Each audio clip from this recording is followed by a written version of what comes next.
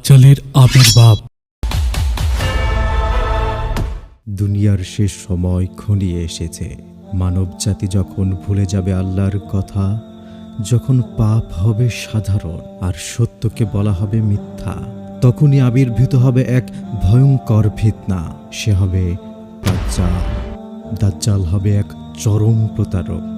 তার ডান চোখ থাকবে অন্ধ আর কপালে লেখা থাকবে কাফের।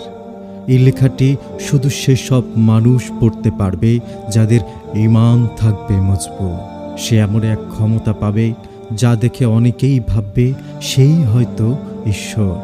সে মেঘ ডেকে বৃষ্টি নামাতে পারবে, মৃত মানুষকে জীবিত করে দেখাতে পারবে, কিন্তু সবই হবে চরম ধোঁকা। তার সাথে থাকবে শয়তানের সহায়তা এবং তার অনুসারীরা হবে এই দুনিয়ার সবচেয়ে দুর্ভাগা মানুষ। তবে ভয় পাওয়ার কোনো কারণ নেই প্রিয় ভাই ও বোনেরা। যদি তোমার ঈমান থাকে, যদি তুমি সত্যের পথে থাকো, তবে আল্লাহ তাআলা তোমাকে রক্ষা করবেন।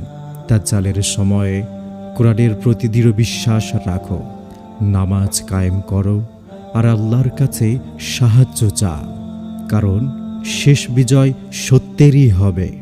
আল্লাহর সৈনিক হযরত ঈসা আলাইহিস সালাম নেমে আসবেন আকাশ থেকে, আর তিনি পরাজিত করবেন এই ভয়ঙ্কর দাজ্জালকে।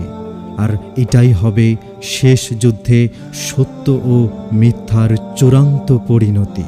শেষ কথা, এই দাজ্জালের ফিতনা থেকে বাঁচতে হলে আজ থেকেই নিজেকে প্রস্তুত করো, তোমার ঈমানকে শক্ত করো আর আল্লাহর পথে ফিরে এসো।